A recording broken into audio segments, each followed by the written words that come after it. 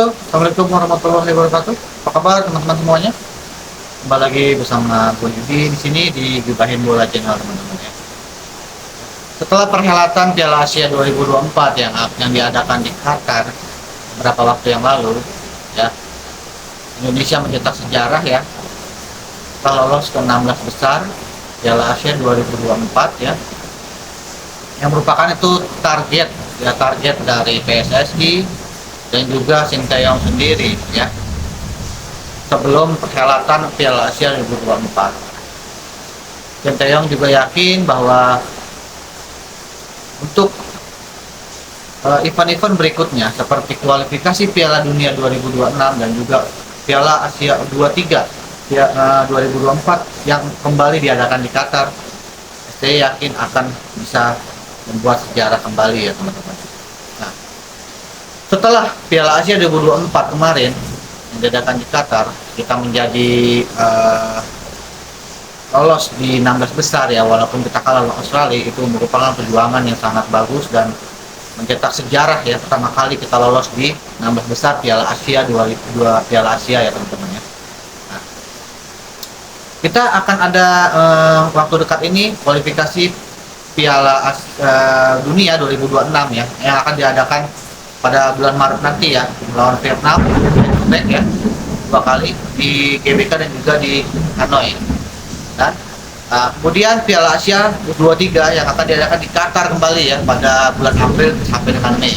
Nah, yang akan Gibahin Bola bahas ini adalah mengenai Piala Asia U23 2024 nanti yang akan diadakan di Qatar. Untuk Piala Asia 2024 ini yang akan diadakan di Qatar, kategori umum U23 ya, ini adalah pertandingan bisa dibilang bukan kalender FIFA teman-teman. Jadi hanya diikuti oleh 16 tim ya, 16 tim ya, dibagi menjadi satu tim dibagi 4 ya, 4 negara, dan Indonesia berada di grup A bersama tuan rumah Qatar, Australia dan juga Jordania ya. Itu merupakan pertandingan yang sebenarnya tidak mudah teman-teman ya, karena Qatar sebagai tuan rumah ya, dia banyak penonton dan juga termotivasi ya, anak tuan rumah. Yang kedua, Australia, kita bertemu lagi dengan Australia yang telah mengalahkan kita di Piala Asia kemarin dengan skor 4-0, tetapi kita bertemu Australia di kategori umur U23 ya. Nah, ini yang ketiga adalah melawan Yordania. Nah, sekelas Yordania ini adalah tidak bisa diremehkan juga teman-teman ya, karena walaupun hanya U23 tetapi ya, ini partai bergengsi di kategori umur teman-teman ya. Nah, permasalahannya di Piala Asia U23 2024 ini ya, Indonesia ya, ada beberapa kendala dalam Piala Asia U23 besok ini yang akan diadakan di Qatar. Yang pertama adalah ya, pemain-pemain abroad kita yang bermain di luar ya, itu kemungkinan besar tidak bisa bermain dan tidak bisa dilepas oleh pelatih dari negara-negara yang disinggahi oleh pemain-pemain abroad kita teman-teman. Karena ini bukan kalender FIFA ya, jadi ini merupakan satu masalah ya bagi STY juga, karena ini mencakup mempertaruhkan kredibilitas dari STY juga, dan apakah STY itu diperpanjang kontraknya apa tidak ya, karena Erick Thohir dan juga STY sudah berkomitmen bahwa Juni 2024 kontrak STY habis, tetapi opsi perpanjangan bisa terjadi jika yang pertama Piala Asia 2024 sudah kita lalui dan kita berhasil, STY berhasil ya, karena STY berhasil membawa tim Indonesia ke 16 besar. Dan yang kedua adalah tim Indonesia harus bisa lolos ke 8 besar ya, lolos di fase grup teman-teman ya, apabila posisi STY akan aman. Nanti setelah itu ya, perpanjang kontrak akan dibicarakan lagi bersama Erick Thohir dan juga STY dan manajemen PSSI. Tetapi ya, jika pemain-pemain abroad kita tidak dipanggil ke Piala Asia U23 2024 besok di Qatar, ya, itu kemungkinan jika kita kalah ya, jika kita tidak membuahkan hasil dan tidak berprestasi di Piala Asia U23 ini, ya, untuk STY terbilang masih aman karena yang ditargetkan oleh PSSI adalah jika pemain abroad kita bermain semua, ya, bermain semua dan kita bisa lolos, ya, target PSSI seperti itu teman-teman. Pemain abroad kita yang ada di luar, ya, bermain semua, ya, tidak ada satu pun yang tidak bermain dan lolos ke 8 besar. Tetapi jika pemain-pemain abroad kita, ya, banyak yang tidak bisa dilepas oleh klubnya, otomatis kontrak STY akan dibicarakan lagi oleh Pak Erick Thohir ya teman-temannya. Karena target Pak Erick Thohir itu kalau misalkan pemain abroad dari tim Indonesia itu bermain semua, ya. Ini menjadi kendala teman-teman di STY karena 11 pemain di yang akan dibawa Piala Asia U23 besok kebanyakan, ya, pemain-pemain dari Piala Asia 2024 yang kemarin dilaksanakan di Qatar teman-teman.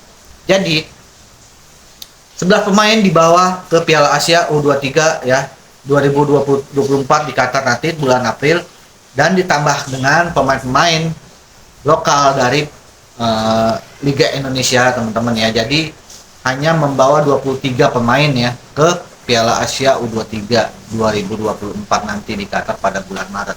Jadi ini menjadi pertimbangan teman-teman. Ini menjadi pertimbangan dari ST bahwa dan juga menjadi pertaruhan jika pemain-pemain abroad kita banyak yang dari dipanggil, ya ini menjadi suatu bumerang buat kita dan menjadi suatu problem ya, karena dengan tidak adanya pemain abroad tersebut, apakah kita bisa melaju, apakah kita bisa berbicara banyak di Piala Asia kategori umur U23 besok yang akan diadakan di Qatar pada bulan April teman-teman. Dan tetapi Erick Thohir tetap berkomunikasi dengan klub-klub masing-masing ya yang disinggahi oleh pemain abroad kita ya yang ada di luar negeri, khususnya pemain U23 ini ya yang akan dipanggil oleh STY untuk membela timnas Indonesia U23 besok ya. Erick Thohir tetap berkomunikasi, tetap memohon agar pemain-pemain bisa dilepas ya nanti ke Piala Asia U23 ya teman-teman, karena ini sangat penting banget teman-teman, dan ini menjadi permasalahan yang utama teman-teman di Piala Asia U23 besok ini teman-teman ya, karena dilihat dari skuad kedalaman pemain U23 ini sudah tidak diragukan lagi teman-teman ya. Ini sudah pengalaman dan jam terbangnya kemungkinan besar sudah bisa dijamin teman-teman, karena mereka juga termasuk bagian dari skuad timnas senior ya, apalagi kemarin bermain di Piala Asia besok kemarin ini teman-teman. Jadi kita yakin jika pemain-pemain abroad kita ya banyak yang dipanggil ya, diperbolehkan, diizinkan oleh klub-klubnya, maka saya otomatis kita bisa melaju kok ke fase berikutnya, karena pemain-pemain muda kita adalah pemain-pemain yang sangat luar biasa ya, prospek masa depannya sangat cerah teman-teman ya, apalagi dilatih oleh pelatih kepala kita Shin Tae-yong, dan ini juga merupakan pembuktian STY bahwa apakah STY ini layak untuk bertahan di timnas Indonesia atau tidak teman-teman, karena dengan tangan dingin STY lah kita bisa banyak mencetak sejarah dan banyak kejutan-kejutan di timnas Indonesia ini teman-teman. Apalagi besok nih Piala Asia U23 ini, apakah kita bisa mencetak sejarah lagi ya dengan lolos ke 8 besar setelah kita mencetak sejarah pertama kalinya Piala U23 yang lolos ke Piala Asia ya. Baik, itulah yang menjadi kendala teman-teman ya, karena bukan kalender FIFA ya, jadi otomatis klub berhak untuk menahan pemain-pemain yang untuk membela Piala Asia besok ya teman-teman ya. Dan ini menjadi kerja keras dari PSSI dan juga Shin Tae-yong agar melobi klub-klub tersebut agar bisa melepas pemain-pemainnya ini ya teman-temannya, agar kita bisa berbicara banyak dan berjaya untuk mengobati rasa kecewa kita, mengobati rasa sedih kita. Kemarin kita cuma hanya 16 besar, tapi itu perjuangan yang maksimal dari timnas Indonesia teman-teman. ya. Sekali lagi kita tetap dukung teman-teman ya, tetap dukung pemain timnas Indonesia, tetap dukung pemain-pemain muda kita ya, Garuda muda kita agar lebih terbang tinggi dan lebih banyak jam terbang, sehingga di masa depan timnas Indonesia lebih kuat lagi dan lebih bisa mengembangkan sayapnya di ya perduniaan sepak bola ya teman-teman ya. Oke, sekian dulu teman-teman untuk dari saya. Jangan lupa di subscribe ya, di like dan di komen channel ini agar bisa berkembang dan bisa memberikan informasi-informasi terbaru dan update terbaru tentang persepak bolaan di Indonesia ya dan dunia teman-teman. Oke, sekian dulu. Salam olahraga.